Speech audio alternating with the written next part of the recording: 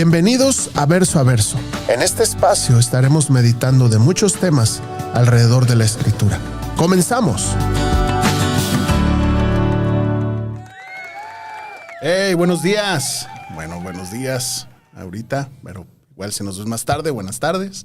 Espero que se encuentren bien. Ya estamos nuevamente un episodio más de este programa, Verso a Verso, en donde tratamos de que la palabra de Dios, más bien, exponemos la palabra de Dios y tratamos de comprenderla y todavía más tratamos de vivirla, ¿no? Que es ahí la tarea que tenemos todos como hijos de Dios. Y pues bueno, sean todos bienvenidos. Quiero quiero presentar a el invitado de hoy, el pastor Asael. Él está pastoreando junto con su esposa una de las iglesias de Semilla aquí en Guadalajara. Él está en la zona de el Coli, Arenales, Tapatíos, La Foresta, por aquel lado, pasando Periférico, del otro lado del arrecife, diría Nemo. Ahí estamos. Sí, ¿qué tal? Pues ahora sí que bienvenido. Muchas gracias por la invitación, Paz. Y aquí estamos para tratar de agregar algo a este momento, ¿verdad? Sí, gracias. Que también son parte de poder compartir la palabra, que creo que Dios nos ha dado estos espacios también adicionales para hacer lo que nos ha mandado, de ir y predicar su evangelio. Sí, discipular, ¿no? Discipular. Alcanzar al perdido, discipular y diría mi pastor en esta frase 3 que utiliza Semilla de Mostaza, todo el movimiento de Semilla utilizamos: alcanzar al perdido, ¿no? Discipular al creyente y enviar al discípulo, ¿no? Son así las tres. La misión de Semilla, de todo el movimiento de Semilla. Hace algunos años mi pastor me decía que enviar la deberíamos de sustituir por acompañar, ¿no? Acompañar al discípulo que es enviado, y creo que sí, tiene sentido. Pero bueno, otro día hablaremos de esos temas. De los enviados. Ajá, pero bueno, santos, bienvenidos. Gracias, Asa, por darte este tiempo en tus múltiples actividades. Terminamos los 7 yo soy del Evangelio de Juan y vamos a continuar con la exposición de la palabra. Vamos a entrar a un periodo de algunos temas, no necesariamente controversiales, sino vamos a tratar de tocar algunos temas que pueden ser demasiado útiles para todo el cuerpo de Cristo, para todos, y que nos pueda dar la palabra de Dios claridad acerca de ello. Y para esto quiero explicar, igual que me ayudes, por favor, a explicar una guía, ¿no? Por así decirlo, unos puntos que nos pueden ayudar a la interpretación bíblica de manera correcta. Evidentemente, el tema en el cual muchas veces no venimos a la palabra de Dios, o por qué no nos exponemos delante de la palabra de Dios, muchas de las veces es porque no la entendemos, o porque no podemos comprender lo que la palabra de Dios nos está tratando de expresar. Se nos hace aburrido, se nos hace cansado, se nos hace pesado. A veces no pasa por falta de disposición, sino más bien muchas veces por ello. Tampoco a veces pasa porque no amemos al Señor, sino por esto, porque de repente puede ser pesado. Pero quiero dar 5 puntos de manera sencilla antes de entrar al tema, acerca de la interpretación bíblica de manera correcta. El primer punto es, la Biblia es su propio intérprete, dicho de otra manera, la Biblia se interpreta a sí misma, ¿no? Y este punto es fundamental, porque si entendemos que la palabra de Dios no se puede contradecir a sí misma, tenemos claro de que como no se contradice, pues por lo mismo la Biblia, la propia palabra de Dios, da su propia enseñanza y se complementa toda. Hay un comentarista que dice que la palabra de Dios es como un mosaico, ¿no? O un rompecabezas, en donde vas armando las piezas, vas juntándolas, y cuando ya algún día dudo que el ser humano en esta tierra pueda tener la comprensión total pero podemos ir armando las piezas, pegándolas, y tener un poco más de claridad acerca del entendimiento bíblico, pero teniendo todas las fichas, ¿no? Este punto se conecta mucho, está muy ligado con el tema del contexto bíblico, ¿no? O sea, la Biblia se interpreta a sí mismo, por lo cual es necesario el contexto, ¿no?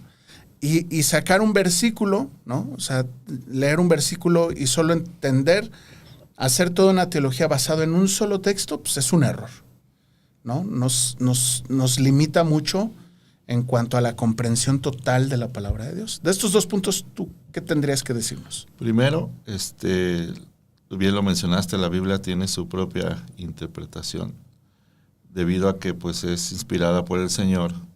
Y ahí es donde nos podemos ver y podemos magnificar cómo, a pesar de que tiene más de 2000 años que se escribió, pues aún sigue siendo actual. O sea, claro, tenemos los mismos problemas, las mismas situaciones de hace 2000 años. Y eso es algo extraordinario. O sea, podemos ver lo que está pasando ahorita en el mundo y voltear a ver lo que pasaba hace 2000 años y estamos lamentablemente en la misma situación. Y que no se contradiga, bueno, pues que fueron casi más de 66 autores, ¿no?, los que estuvieron escribiendo la palabra en distintos momentos, en distintas formas. En un periodo de 1600 años. En un periodo de 1600 años. Pues imagínate. Y que no se contradiga, pues bueno, y que muchos de ellos hablen de lo mismo sin haberse puesto de acuerdo, también es... Sí, yo siempre pongo este ejemplo, sí. Hoy en un mismo contexto, ¿no? Guadalajara, 2026, nos ponemos a hablar de un tema religioso, por ejemplo, de la religión, podríamos no ponernos de acuerdo. Si nos sentamos hoy en este año a hablar de política, no nos pondríamos de acuerdo, ¿no? Si nos pusiéramos a hablar de fútbol, tampoco nos pondríamos de acuerdo. Ahora imagínate personas de distintas épocas, ¿no? O sea, 1600 años fue el tiempo que duró en la escritura de la palabra de Dios, ¿no? O sea, todo el compendio de la escritura de todos los libros, ¿no? Entonces, en 1600 años, imagínate todas las contradicciones que pudieron haber existido. Y no las hay, ni una contradicción. No se contradice en ningún punto. Se complementan los pasajes, ¿no? Ese es el punto, que se complementan. Y de repente podríamos estar errados a veces en la comprensión de ellos por falta de hacer esta tarea. De leer la Biblia, por ejemplo, en el punto 2, en el contexto del libro. Porque hay, yo creo que 3 contextos que podrían ser: el contexto del versículo, el contexto del libro, o sea, del libro que estamos leyendo. O sea, por ejemplo, si estás leyendo Filipenses y lees Filipenses 3, verso 1, pues tiene un contexto ese versículo. O sea, tenemos que comprender lo que está diciendo Pablo alrededor de ese versículo. Y luego el contexto propio de la carta, o específicamente, por ejemplo, Filipenses 3:1, a qué se refiere la carta, cuál es la esencia de esa carta, a quién está dirigida, quiénes son los filipenses, cuál es el motivo de esta carta, cuáles son los puntos que va a abordar Pablo. Entonces, lo estás leyendo así de cerca, pero también lo estás leyendo de lejos. Y luego esa carta la tienes que leer al contexto de tal vez del Nuevo Testamento y luego de toda la Escritura, ¿no? Entonces, es una tarea que nos lleva toda la vida. Por eso yo creo que los pastores tenemos este énfasis en estudien la palabra de Dios, ¿no? Métanse a la palabra de Dios para que no haya errores a la hora de la comprensión de la Biblia y no haya un error a la hora también de la aplicación, porque un error de comprensión de algo puede torcer la teología, ¿no? Dice Miguel Núñez, el pastor Miguel Núñez, que un error teológico es como la vértice de un ángulo, que en un principio puede ser un error pequeñito, pero conforme va sumando temas, se va ampliando, al punto en el que puedes estar en una teología lejos, muy lejos. Y bueno, ahorita el tema que vamos a abordar va a hablar de eso. Déjame, le avanzo. Entonces, la Biblia es su propio intérprete, el contexto. Es importante el tema de la comprensión, de lo que le llaman el orden literario de cada libro. Esto es importante por el hecho de, por ejemplo, el libro de Hechos no es un libro doctrinal, ¿no? Sin embargo, podemos ver el nacimiento de la iglesia, pero hay cosas que suceden a la iglesia para ese momento que ya no son aplicables al día de hoy, ¿no? O sea, como Pedro y Juan, que pasaban y la gente se sanaba por la sombra de ellos. O sea, eso ya no sucede el día de hoy. Uh-huh. O sea, ya no es habitual. Será así como que, no estoy diciendo que Dios no haga milagros. Claro que Dios hace todos los días milagros que no vemos, pero ya no de esa clasificación. O sea, yo no conozco ningún pastor que genuinamente suceda con su sombra que alguien se sane, ¿no? O sea, entonces no podemos utilizar este hecho que sucede en el libro de Hechos como una doctrina para entonces vengan y yo con mi sombra, ¿no? Pues no. O cuando Pablo utiliza el trapo, ¿no? Y sanan a personas, pues tampoco podemos utilizar ese como un hecho. O sea, yo lo vi en una iglesia que así le hacían, traigan sus trapos y los voy a ungir y voy a ir a por ellos. Y entonces la gente trajo sus trapos, ¿no? O sea, para pañuelos y cosas así para sanar a más personas. Entonces, el género literario nos ayuda a comprender que hay libros que no son doctrinales. Y fíjense, un tip de comprensión bíblica es algún hecho que suceda o algún pasaje que leamos, para poderlo hacer un fundamento, tiene que estar confirmado por más libros. O sea, no lo podemos aislar y este hecho que sucedió aquí, entonces ya es una doctrina y entonces yo lo tomo para mí y entonces yo lo recibo y yo lo vivo y lo hago mi fundamento. Pues no. Entonces, por eso es importante el tema del género literario de cada libro, ¿no? Y tomando un poquito esto de los contextos en el tema gramatical, pues hay, dentro de la Biblia tenemos más de 63,000 referencias cruzadas. Entonces, cuando alguien saca un texto, saca un versículo para poderlo hacer una liturgia, ahí es donde tuerce, ¿no? Y también debemos de entender eso que acabas de decir, o sea, la interpretación gramatical de cada uno de los libros. A mí me llama mucho la atención el libro de Salmos, ¿no? Sabemos que es una poesía hebrea, y hasta en eso la poesía hebrea es muy diferente a la poesía que hoy conocemos. Claro, completamente. ¿No? Pero aún así también habla de cosas pues muy poéticas, ¿no? Sí. Vaya la redundancia, muy poéticas, que ahorita no podríamos. A veces habla sobre que lloraron, ¿no?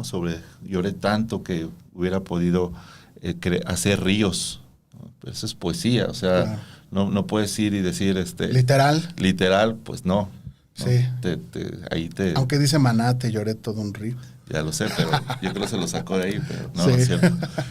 Pero eso es importante, ¿no? Es importante conocer el estado literal o gramático de lo que podamos estar leyendo. Es correcto. Y también ahí, pues, gracias a Dios ya tenemos estas herramientas que podemos utilizar, como es libros de usos y costumbres, libros de donde podemos ir a ver la raíz de la palabra.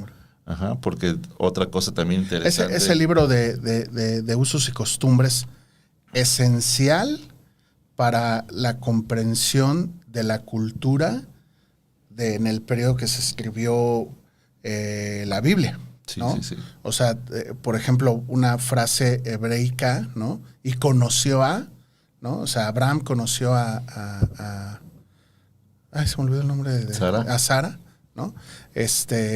Iba a decir Abraham, Isaac, ¿no? O sea, y Abraham conocía a Isaac, imagínate. Herejía, ¿no? Hablando de... Y en conocer, la palabra conocer no está diciendo de, hola, mucho gusto, te conozco. No, sino está hablando de tuvieron relación, un encuentro sexual, ¿no? Sí, igual con José y María. Ajá, o sea que en algún momento dice, y José no conoció a María hasta que nació Jesús, ¿no? Entonces, ahí claramente podemos comprender que María no fue virgen, ¿no? Toda la vida. Ya sé, pero nos ayuda en ese tema de la comprensión. Por ejemplo, también me gusta mucho conocer el contexto completo, por ejemplo, el libro de Corintios, ¿no? O sea, hasta cómo estaba geográficamente puesto, ubicado, todo eso nos lleva al por qué tanto comportamiento, por qué el empoderamiento de ciertas mujeres o por qué estaban dejando pasar pecados, etcétera, etcétera. Sí, porque, o sea, fíjate, algo que yo he estado reflexionando, tú lo has escuchado los domingos en la iglesia hablando de la cena del Señor, ¿no? O sea, el por qué Pablo hace mención de la cena del Señor ahí en Corintios, capítulo 1 de Corintios 13, ¿no? La institución de la cena del Señor, que así están en los subtítulos de la Reina Valera, y lo que hoy se ha traducido a lo que hoy tenemos, que está muy lejos de lo que la figura bíblica nos enseña, ¿no? Que Pablo, cuando está hablando de la cena del Señor, no está hablando de la galletita y el juguito de uva como nos lo practicamos hoy, sino está hablando de las coinonías que vivían ellos, que era un momento donde se sentaban todos a tener un compañerismo y recordaban el sacrificio de nuestro Señor, haciendo como una Pascua, como una cena de Pascua. O sea, era más una celebración, una fiesta literal, en donde la iglesia se juntaba, pero era algo habitual, o sea, era algo semanal, ¿no? Y hoy lo vemos como un jugo de uva y una galletita, que no está mal, o sea, no está mal, no está mal. Pero así se ha trasladado. Pero Pablo por eso les dice, después de que tome la cena del Señor indignamente, y el día de hoy muchas personas lo ven como, no, es que si estás en pecado no puedes tomar la cena del Señor. Entonces nadie podríamos tomar la cena del Señor. No es esa la referencia. Es más bien la actitud del corazón que hay en relación al menosprecio de las cosas que se hacen dentro de la liturgia de la iglesia, etcétera, etcétera. Y obviamente, pues alguien que no conoce al Señor no tendrá una comprensión total de esto, pero no le pasa nada si agarra el jugo de uva a la galleta. O sea, no pasa nada, ¿no? Pero bueno. Pero también, por ejemplo, ¿no? El contexto, en la Biblia nos menciona muchas veces se sentaban en la mesa, ¿no? Se sentaban a la mesa con el Señor. Y no es un comentario X. O sea, en ese entonces el sentarse a la mesa con alguien era algo importante. Era íntimo. Era íntimo, era compartir, sí, ¿no? Compartir ese momento, compartir el pan, compartir el alimento, y más con el Señor. Lamentablemente ahora pues ya ni cenamos en la mesa todos, ¿no? Ni nos sentamos, ni nos reuníamos. O si nos sentamos, cada quien en su celular. Cada quien en su celular, comemos y nos vamos. O sea, ese era un momento íntimo que también lo debes de entender por cómo lo está llevando a cabo en el Señor. Sí, y por eso es mencionado muchas veces en la palabra. Y eso a mí me gusta, porque el Señor tomaba ese tiempo para hacerlo. Así es. Pues vamos a avanzar. La intención del autor original, que era lo que mencionábamos, ¿no? Específicamente, ¿qué es lo que está tratando de decir el autor cuando dice algo? ¿Por qué lo está diciendo? ¿Para qué ahí es importante hacernos preguntas que les llaman del reportero, ¿no? ¿Quién, qué, para qué, por qué, ¿no? ¿Cuándo, no? Y entonces responderlas, ¿no? Parece complicado, pero ya cuando lo vas haciendo no está tan complicado. Y luego, que todo texto tiene que tener un enfoque cristocéntrico. Toda la escritura, toda, absolutamente toda, apunta a Jesucristo, no a nosotros. Ese es un tema, que por eso las distorsiones, que pensamos que la Biblia se trata para nosotros, o sea, se trata de nosotros, de nuestra vida, no, o sea, habla de Cristo, o sea, toda la palabra de Dios habla de Cristo, y habla de la historia, es la historia de la redención, desde Génesis 1:1 hasta el último versículo de Apocalipsis. hablando en ese orden, aunque no es el orden cronológico, hablando de ese orden, toda la Escritura apunta al Mesías, ¿no? Apunta a Jesucristo, nos señala a Jesús, ¿no? Entonces, una manera de poder hacer un estudio bíblico personal es en dónde encuentro a Jesús en esto que estoy leyendo. Y definitivamente, eso para mí fue un reto hace unos años, ¿no? De decir, ¿dónde encuentro a Jesús en este? Y porque pues yo lo leía desde una comprensión para mí, ¿no? O sea, ¿cómo yo puedo vivir esto? ¿Cómo puedo yo, esto que yo entiendo? No. Si lo empiezas a centralizar en Jesucristo, en la persona de Jesucristo, la obra del Señor va a ser en nuestras vidas transformadora, no solamente por el entendimiento que tengamos del texto, sino por la obra del Señor en nosotros al comprender la obra de Jesucristo. Y ahí, como por resultado, suceden las cosas. Porque si no, a veces se puede convertir en un esfuerzo humano solamente de un buen comportamiento, ¿no? Bueno, estos 5 puntos nada más los quiero recapitular. Los estaremos repitiendo durante varios episodios para estar. A lo mejor utilizaremos solo un episodio para estos puntos, pero bueno, nada más quiero como darlos como introducción. La Biblia es su propio intérprete, es importante tener un contexto, el género literario de cada libro, en comprender la intención del autor a la hora de ver cada pasaje de la Biblia y un enfoque cristocéntrico. Y pues bueno, vámonos al tema de hoy. Nada más esto fue introducción. Esperemos yo creo que vamos a utilizar 2 semanas o 2 episodios para esto, pero bueno, el punto que estaremos hoy viendo es el Evangelio. ¿Y por qué es importante el Evangelio? Porque es el centro de todo lo que gira alrededor del cristiano. No es el hombre, no es el humano. O sea, Dios no gira alrededor del ser humano. Dios no gira alrededor de nosotros. Porque muchas de las veces, mira, yo creo que hay hoy un evangelio. Porque, bueno, hay varios evangelios. El evangelio de la prosperidad, el evangelio de no sé qué.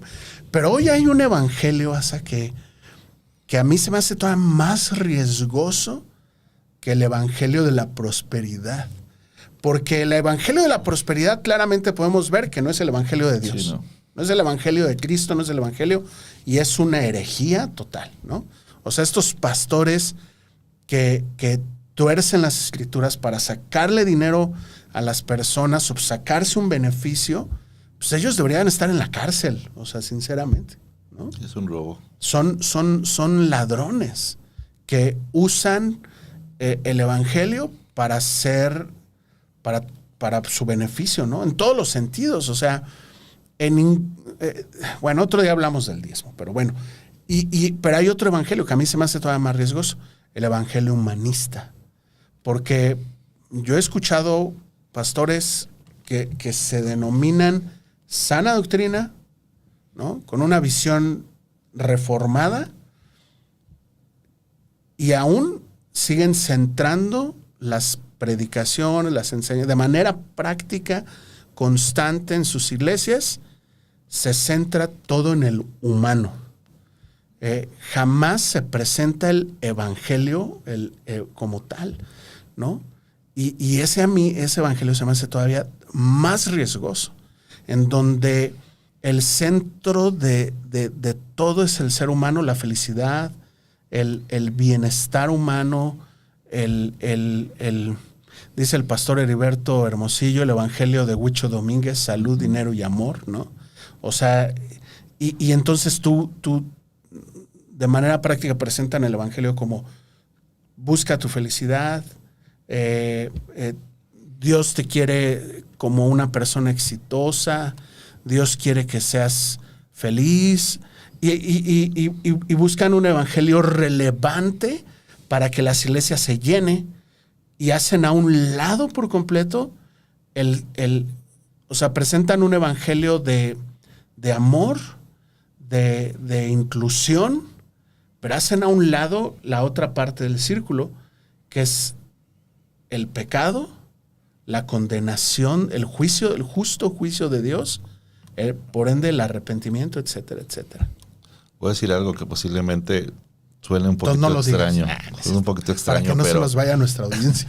Pero espero que la audiencia no lo tome a mal. Pero la palabra de Dios en ningún momento nos habla de felicidad.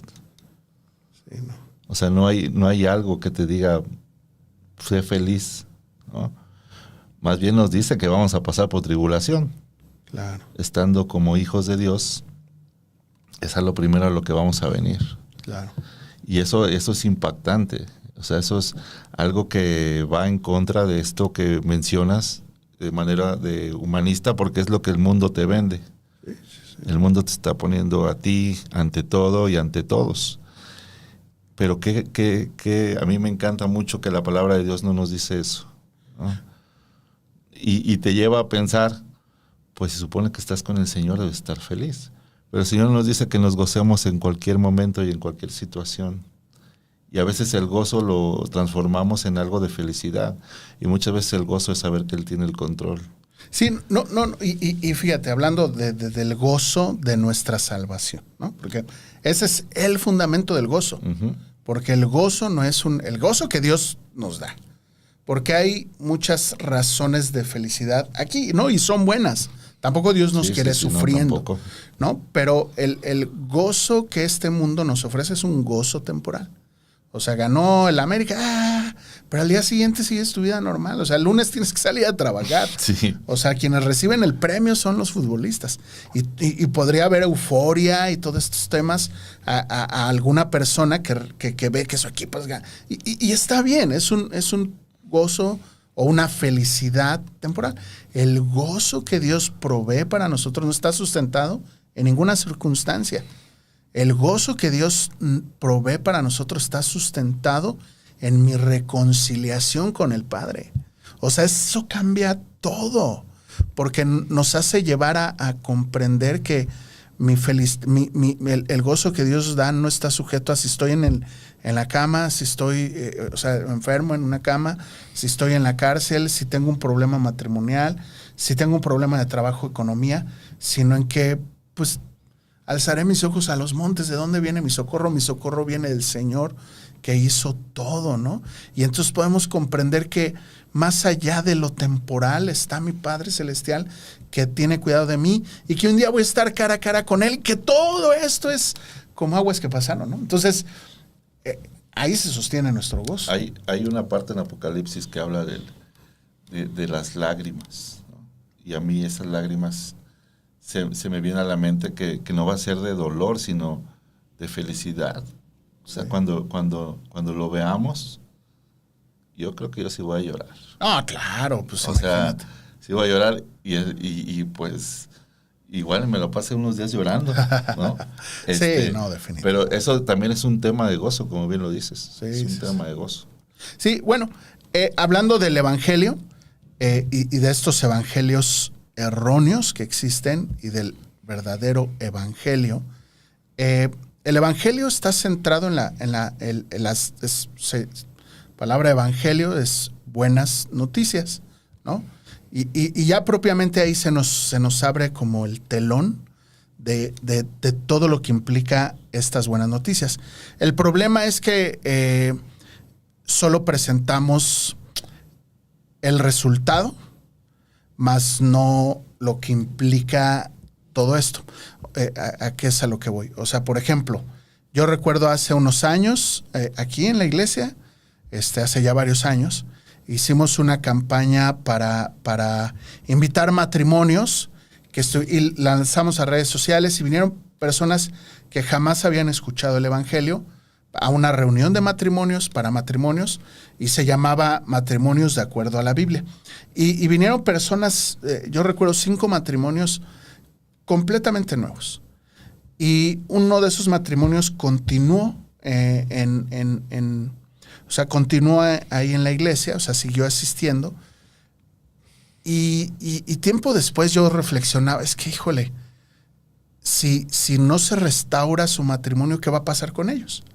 Porque ellos estaban muy aferrados pues, ayúdanos a que nuestro matrimonio se restaure, ¿no? Entonces yo les decía, pues, vengan a Cristo. Y Él, en consecuencia, va a restaurar su matrimonio. No, sí, pero, ok, sí está padre, pero, o sea, dime, ¿qué hacemos? ¿Qué hago? ¿Qué debe de hacer él? ¿Qué debo de hacer yo? Me decía ella. Y yo, pues lo que el Señor dice. Y entonces ya le leía ese Efesios 5. Ok, lo voy a hacer. Y entonces lo hacía al pie de la letra ella. Y él así como que sí, como que no, le batallaba. Pues no había nacido de nuevo, la verdad. Al punto, Asa, que duraron varios años en la iglesia, varios años sirviendo, caminando, pero al punto que ambos hoy no están en ningún lugar, en ninguna iglesia cristiana. No nacieron de nuevo. Entonces, ¿cuál fue el enfoque que se dio en eso? Y obviamente me hago partícipe de ello. Presentarles la consecuencia, el resultado, pero no llevarlos a la raíz, que el Señor era lo que hacía. Te lleva a la raíz. Fíjate, versículo clave para el Evangelio. Romanos 10:9. Que si confiesas que Jesús es el Señor de todo tu corazón y crees que Dios lo levantó de los muertos, ¿qué? Serás salvo. No. En ese pasaje, pues muchas iglesias llevan a la confesión de fe. Haz esta confesión de fe. Ahora repite conmigo, ¿no? Muchas veces sin ningún contexto. O con el contexto de ven a Jesús y el Señor va a cambiar tu matrimonio. A eso hago referencia, la idea de esta pareja. Ven al Señor Jesús y el Señor va a cambiar. Ven al Señor Jesús y Dios va a arreglar tu matrimonio, tu familia. No necesariamente. Más bien, ven a Jesús porque eres un pecador. Ese es el Evangelio. Sí. La buena noticia no se centra en el bienestar humano aquí, sino el Evangelio se centra en la reconciliación con Dios por causa de mi responsabilidad, de mi pecado. Y aparte de lo que te estabas diciendo, me vino a la memoria la historia del joven rico, ¿no? Ahí en Marcos 10:20, dice, llega el joven rico y le dice, maestro, todo esto lo he guardado desde mi juventud, ¿no? Porque el Señor ya le está diciendo que cuando Jesús salía para irse, vino un hombre corriendo. Y en ese entonces las personas ricas no corrían. O sea, ellos caminaban porque no tenían prisa de nada. Y suena un poquito extraño, pero corrió y se le arrodilló delante de él y le preguntó, maestro bueno, reconociendo al Señor, ¿qué haré para heredar la vida eterna? Y aquí la primera pregunta es, ¿qué haré? Claro.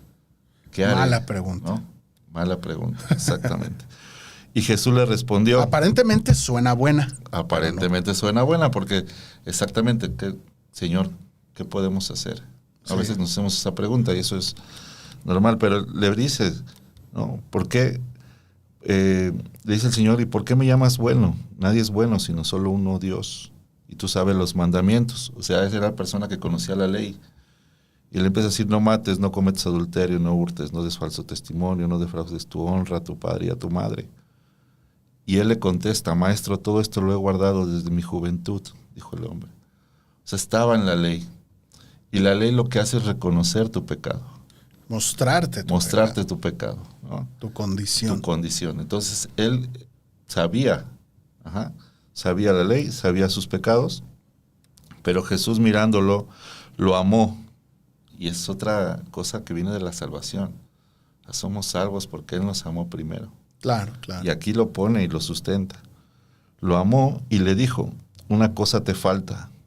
Ve y vende cuanto tienes y da a los pobres y tendrás tesoro en el cielo, entonces vienes y me sigues.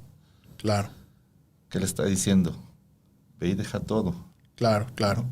Si ya él ya había hecho cosas, él ya había hecho temas sobre su pecado, y el Señor está diciendo, pues, ahora nada más te falta una cosa, seguirme. Claro. Y le dice, pero él, afligido por estas palabras, se fue triste, porque era dueño de muchos bienes. Y Jesús, mirando alrededor, les dice a sus discípulos, qué difícil será para los que tienen riquezas entrar en el reino de Dios.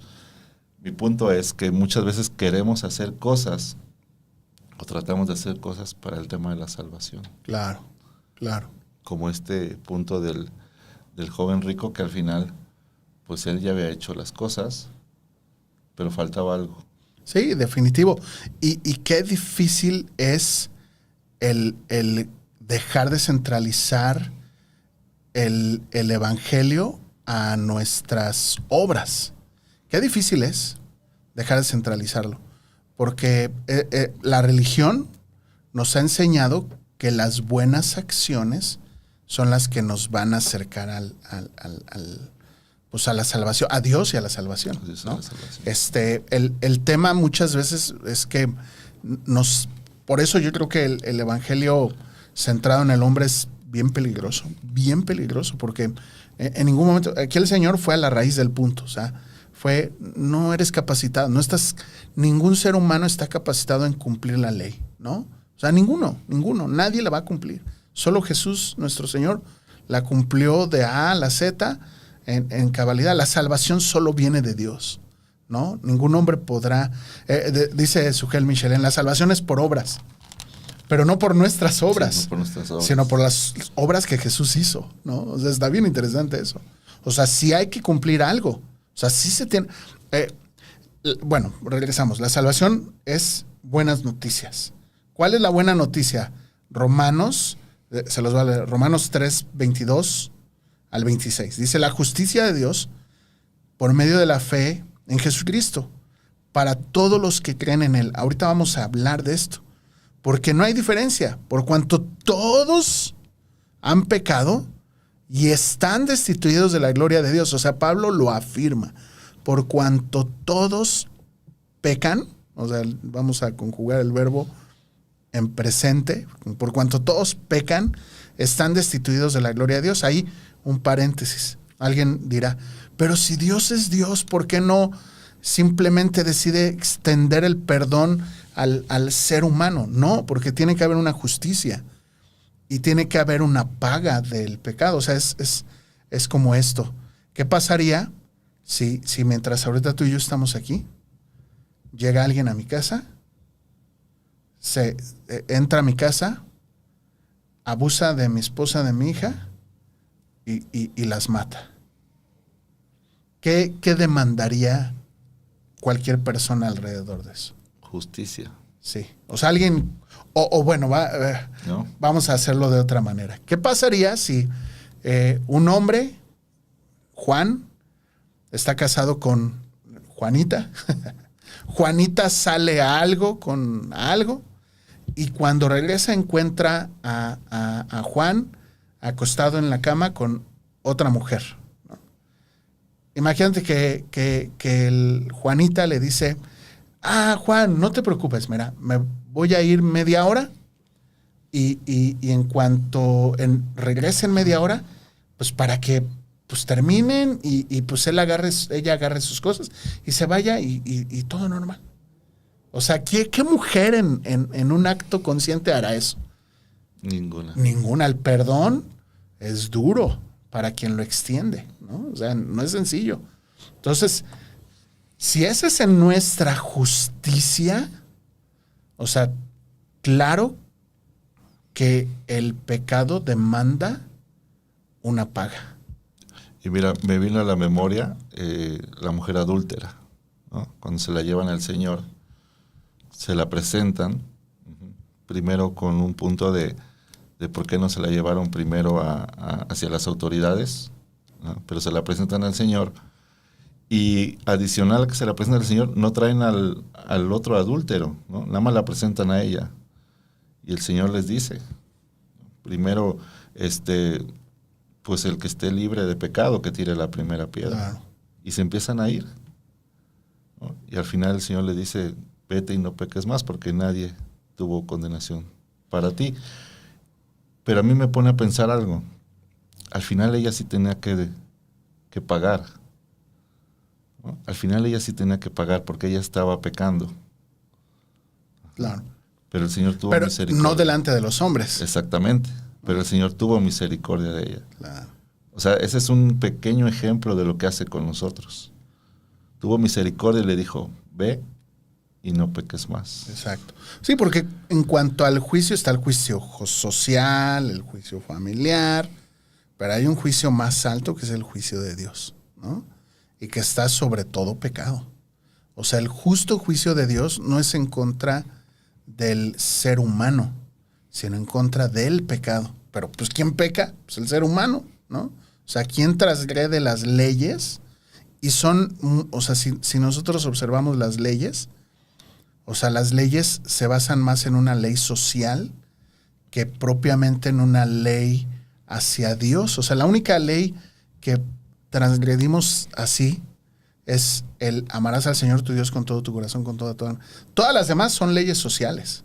O sea, tienen que ver con conducta aquí. O sea, honrar a tu padre y a tu madre, no robarás, no darás falso testimonio. Todas las demás son sociales. Y así está la ley. O sea, hay 5 mandamientos que van dirigidos hacia el comportamiento hacia los demás, y hay 5 mandamientos que están dirigidos a amar al Señor. Sí. Y al final tienen que ver con temas, o sea, de nuestro comportamiento. O sea, y bueno, todos aquellos que han pecado, dice Romanos 3, para todo aquel que no cree, porque no hay diferencia, por cuanto todos pecaron, están destituidos de la gloria de Dios. O sea, porque hay una justa sentencia en contra del pecado, ¿no? Pero esta es la buena noticia. Verso 24, siendo justificados gratuitamente por su gracia mediante la redención que es en Cristo Jesús, a quien Dios puso como propiciación, como intercambio, por medio de la fe en su sangre para manifestar su justicia a causa de haber pasado por alto en su paciencia los pecados pasados. O sea, esto está, híjoles, requiere una reflexión muy minuciosa, pero dice, ¿no? Por cuanto todos pecaron, estamos destituidos. Ya ese es el hecho. Todo aquel que nace con una naturaleza pecaminosa está destituido de la gloria de Dios. La buena noticia es esta. Somos justificados gratuitamente. No es ven a Cristo para que Él arregle tu matrimonio.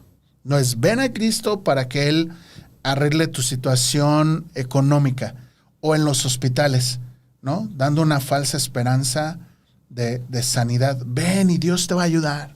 No. O sea, ven a Cristo porque eres un pecador. Exactamente. O sea, ven a Cristo porque necesitas una reconciliación con el Padre y solamente es por medio de Jesucristo. Mira, algo que a mí me molesta de este periodo, estamos en alrededor de la Semana Santa, ¿no? Post Semana Santa. Algo que a mí me molesta es que todos ven a Jesús mártir. Y sí, o sea, es un mártir. Pero ha habido muchos más mártires en la historia de la humanidad que han muerto por distintas causas. O sea, hay gente que muere por las ballenas, ¿no? Y se pone en medio de las lanzas que, pues valga la redundancia, lanzan en contra de las ballenas. Y puede haber mártires alrededor de ello. Puede haber mártires alrededor de causas como las de Venezuela. Los soldados son mártires a causas egoístas, humanas, de seres humanos. O sea, hay mártires. Pero Jesús, no solamente tenemos que dejar de ver a Jesús mártir, tenemos que ver a Jesús Salvador. Porque cuando vemos a Jesús Salvador de mí, no nuestro, mi Salvador, ¿qué significa? Que yo veo a Jesús, aquel que pagó lo que yo tenía que estar pagando. O sea, aquel que murió y dio su vida en intercambio, como dice aquí Romanos, en intercambio, en propiciación, en intercambio, por lo que yo tenía que estar pagando. Y Jesús fue un mártir, pero él dice, a mí nadie me quitó la vida, yo la pongo. Y si fuese necesario, la vuelvo a poner. O sea, tenemos que, sí nos duele, o sea, cuando ves las películas estas como La Pasión de Cristo, pero a mí me enfada gente que, y se flagela, pero al día siguiente sigue su vida como si nada, porque ve a Jesús mártir, a un hombre que sufrió y que entregó su vida, pero no han visto a Jesús, mi Salvador. O sea, aquel que... Entonces, cuando Jesús se convierte en tu Salvador y dices, es que tú eso lo estás haciendo por amor a mí, estás pagando lo que yo estoy pagando. ¿Cuál es el acto siguiente que surge de ello? Decir, Señor, veo mi condición de pecado, reconozco que soy una basura, reconozco que toda mi vida he pecado contra ti, que ese es el punto. Muchos vienen a Cristo por el resultado sin haber comprendido que son pecadores. Entonces, mis hermanos, el evangelio tiene que ser predicado global, así completo. Ven a Jesús porque eres un pecador. ¿Quién predica eso? O sea, siempre predicamos. El otro día aquí un chico preguntó, ¿y cómo damos esa esperanza sin ser elitistas, ¿no? Pero no recuerdo la palabra. Y preguntaban aquí. Es que no se hace excepción de personas, ¿no? El propio evangelio es una noticia incluyente, o sea, incluye a todo aquel que quiera.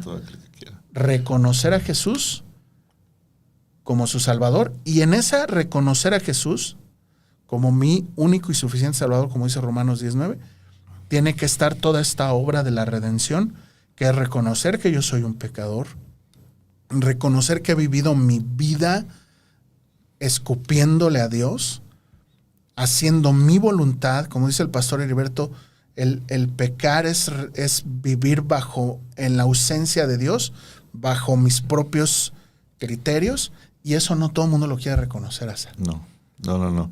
Y mira, algo interesante también, la palabra Jesús, la palabra Yahweh, significa Salvador. Uh-huh. Entonces eso también es interesante.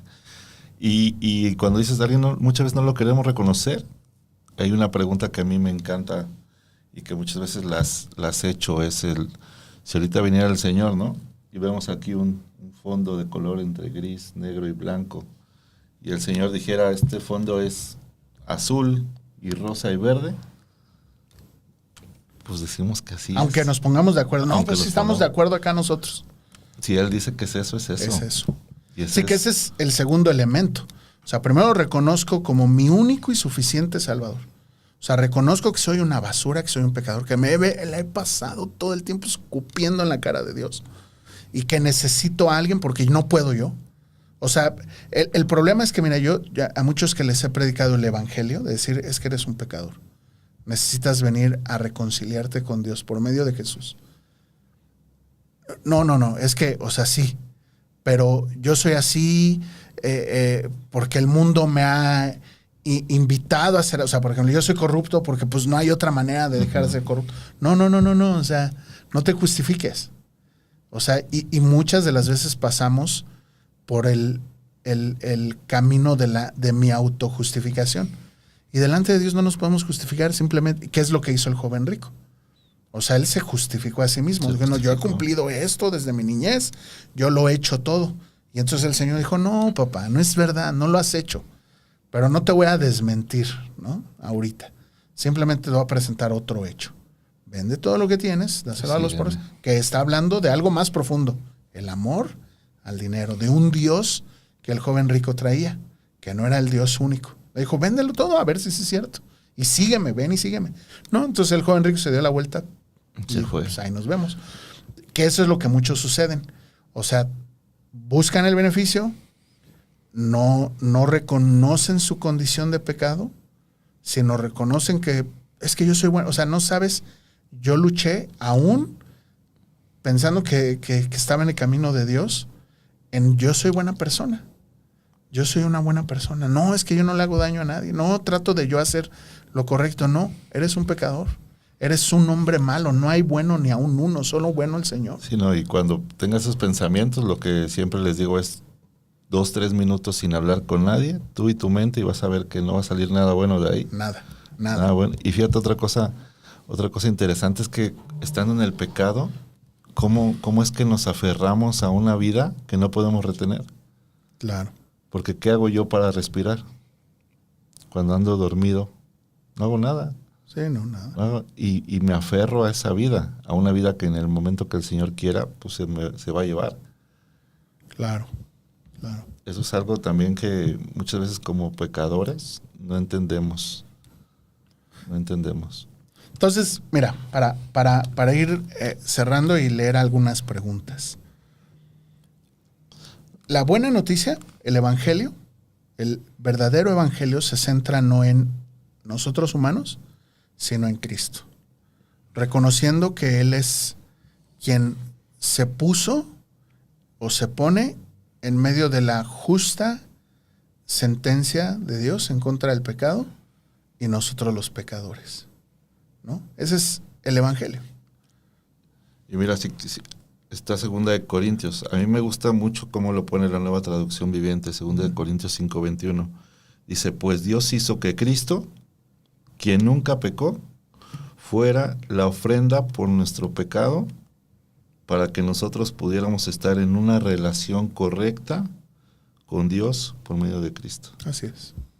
Ese es el evangelio. O sea, me encanta cómo lo describe la Nueva Traducción Viviente. O sea, hay una relación entre lo que nosotros pudiéramos concebir o percibir o al final querer hacer con lo que el Señor ya hizo por nosotros. No hicimos nada, gracias a Dios no hicimos nada. Para que, como dice su palabra, para que nadie se gloríe.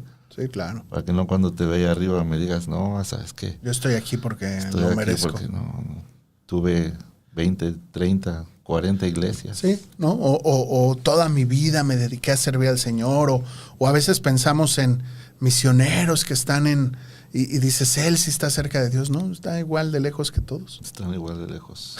Pero esta ofrenda que el Señor puso nos acerca. Nos acerca. O sea, solo esa. Y ve, o sea, estamos hablando del Nuevo Testamento, haciendo referencia al Antiguo Testamento, ¿no? Claro. Que iban y sacrificaban para poder cumplir con los mandatos del Señor. Y ahora el sacrificio fue Él. Claro. Para nosotros. Así es. Y ese es el primer aspecto del evangelio. No es ven a Él para que Él te arregle tu vida. No, es ven a Él porque eres un pecador, porque estás desahuciado en cuanto a tu relación con Dios. O sea, no hay manera de que ningún ser humano se acerque a Dios por medio de Jesucristo, si no es por medio de Jesucristo. Y el segundo aspecto, que si confiesas que Jesús es el Señor, ¿no? ¿Qué significa eso? Lo que decías. Que Él manda, yo obedezco.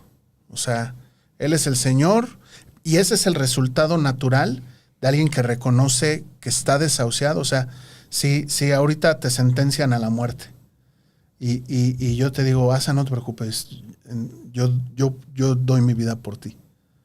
¿Qué es lo que tú harías? ¿Cómo te agradezco? O sea, gracias, ¿cómo lo hago? Digo, no lo haría, la verdad, perdóname, pero no lo haría. pero lo haría. Sí, ya sé. Pero ¿qué sería el resultado? ¿Qué hago? O sea, gracias, ¿qué hago? ¿Qué te doy? ¿No? O sea, es el resultado natural de aquel que reconoce lo que dice la bienaventuranza 1, bienaventurados los pobres en espíritu, porque de ellos es el reino de los cielos. Bienaventurado el desahuciado, porque de ellos es el reino de los cielos, ¿no? El resultado inmediato es, Señor, tú manda y yo obedezco. No hay menos de mí en resultado de entender, como la parábola que el Señor usa de los dos deudores, ¿no? El que le debía al rey pues, una cantidad impagable y le perdona la deuda, y este hombre no le perdona la deuda a su semejante, una deuda muchísimo más pequeña. ¿Qué es lo que debió haber hecho este hombre en gratitud? Señor, ¿qué hago? Dime lo que tú quieras que haga, ¿no? Y este rey benevolente, pues le pediría perdón a los semejantes tuyos de entrada, ¿no? Y fue lo primero que no hizo, ¿va? O sea, que muchas veces así estamos, ¿no? Entonces, acto siguiente es, tú mandas, yo obedezco, ¿no? Es el resultado ya del evangelio. Tengo algunas preguntas aquí, o bueno, unos comentarios. Dice Rigoberto Chávez, ustedes mencionan que el evangelio no es solo ir a la iglesia, sino una relación con Jesús. ¿Cómo le explicas eso a alguien que piensa que portarse bien ya es suficiente para ir al cielo aquí en Rosarito? Lo mismo que estamos hablando ahorita, o sea, las obras no son las que nos van a llevar al Señor. Pero sí, después que estamos en el Señor, nuestras obras van a contar. Claro. Sí, y son el resultado. Es el resultado. No es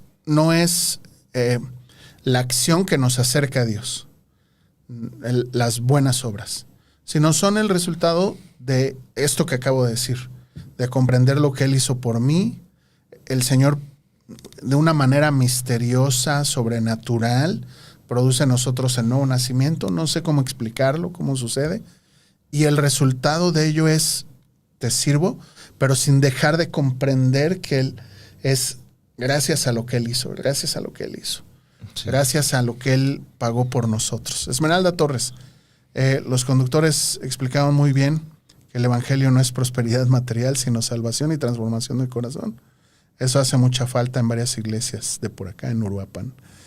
Miriam Cervantes, me gustó que insistieran en que el Evangelio es buenas noticias para todo, incluso para quienes se sientan los peores pecadores. Por supuesto, de hecho, quienes se o sea, el Evangelio es para quienes...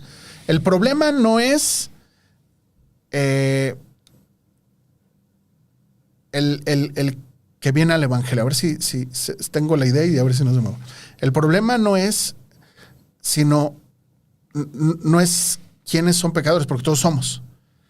El problema es quién se reconoce como pecador, porque no todos se reconocen. O sea, hay gente muy moralista que vive una conducta moralmente perfecta, paga sus impuestos, no dice mentiras, hace ejercicio, tiene disciplinas bien estrictas, pero no está reconciliado con Dios. Se ve bien. Y se ve muy bien, ¿no? Hasta se podría ver mucho mejor que muchos cristianos. Pero el problema no es ese. El problema es que sigue siendo, como dices, el ejemplo que tú pusiste muy bueno de cierra tus ojos, quédate contigo mismo y te vas a dar cuenta que sale pura basura. Ese es el problema, que es un pecador, ¿no? Exactamente. Y el problema en ello es que en el momento que ves tu condición, ese es el punto. Que hay personas que se ven a sí mismos buenas personas y entonces nunca van a encontrar la salvación. Ese es el problema. Dice el pastor Heriberto, ¿cómo el enfermo podrá sanarse? Reconociendo que está enfermo para entonces poder tomar la medicina. O sea, si alguien vive todo el tiempo, no, yo estoy sano, pues no le va a servir de nada la medicina. Y mira, ya tomando esa parte, porque me imagino que está hablando de alguien que ya conoció a Cristo, pero sigue pecando, acordémonos que todos los días tenemos que venir a Él, ¿no? Y cuando dice el Señor, toma tu cruz y muere a tu carne, en ese entonces el tomar la cruz, cuando llevaban a alguien hacia la cruz y otras personas lo veían, sabían que ya no lo iban a volver a ver porque iba a morir. Eso es a lo que se refiere el Señor, que tenemos que morir a nosotros todos los días para no ver a ese yo pecador. Claro. Oye, última pregunta que Fred nos hace, que era parte de lo que traíamos. Nos dice que cómo presentar el Evangelio, pues correcto. O sea, y no solamente, fíjate, está bien interesante. Cómo predicar el Evangelio completo y no solo invitar a repetir una oración para que haya un verdadero arrepentimiento y una fe genuina aquí en Guadalajara. Efren, qué buena pregunta. Gracias por hacerla. ¿Quieres? Mira, dice que el pastor trae su playera de metanoia, ¿no? Metanoia. ¿Qué significa? Cambio de mente. Cambio de mente. Arrepentimiento. Arrepentimiento. Muchas veces pensamos en arrepentirnos. Me acabo de arrepentir lo que acabo de hacer y lo voy a hacer mañana otra vez. Arrepentimiento es eso. El metanoia es cambiar de dirección. Sí, que si lo pensáramos en un orden, así como yo soy como medio sistemático en mi proceso mental, creo yo que la manera correcta de presentar el Evangelio es invitar a la persona, o sea, más bien mostrarle su pecado. Eres un pecador. Decirle, ¿sabes qué? Yo pienso que se centra muy bien. Hay varios pasajes, como 2 de Corintios 5, pero uno que a mí me gusta mucho, Romanos 3, 22 al 26, que es el que ahorita un poquito desarrollamos, que es esto: todos hemos pecados, todos somos pecadores, entendemos que somos pecadores, que la persona cuando le presentes el Evangelio, le enseñes, eres un pecador, ¿no? Estás en pecado. Eso a mí me gusta, este ejercicio que veo en personas que salen a predicar y le dicen, ¿qué tan pecador te consideras? Y no, yo estoy bien. Y dicen, bueno, si repasamos los mandamientos, ¿qué tal? Alguna vez vi ese ejercicio. Y entonces le decían, amarás al Señor tu Dios con todo tu corazón. Y alguien, yo sí, ok. No robarás. Y entonces cuando llegan al tema de la codicia, no codiciarás. Ahí todos fallamos, ¿no? Todos flaqueamos. Y entonces el otro pasaje que dice que si transgredimos tan solo un punto de la ley, somos transgresores de toda. Entonces, esos 2 versículos ya ahí te está cerrando el presentar que la persona es un pecador. Y luego la buena noticia es, pero no te saques de onda. Cristo vino a pagar por tus pecados, ¿no? Esa es la manera de presentar el evangelio. Arrepiéntete, ya lo que tú decías, ¿no? Reconoces que eres un pecador, te arrepientes y te rindes al señorío de Jesucristo. Yo que soy así como metódico de todas maneras, Efraín, en el siguiente episodio, que es el próximo miércoles a las 5 de la tarde, ahondaré un poquito más en este tema. Pues se nos fue el tiempo como agua entre los dedos. No, muchas gracias, Paz. No, gracias a ti. Pues que Dios nos siga ayudando. Y profundizaremos más en el tema, ¿va? Entonces, para que no... Sí, nos quedamos a la mitad, así que no se pierdan la próxima. La próxima. Muchas gracias. Gracias, Asa. Que Dios te bendiga. Gracias, familia. Que Dios los bendiga. Gracias por escucharnos. Hoy estuvimos meditando de varios temas alrededor de la palabra de Dios. Te esperamos en nuestro próximo episodio.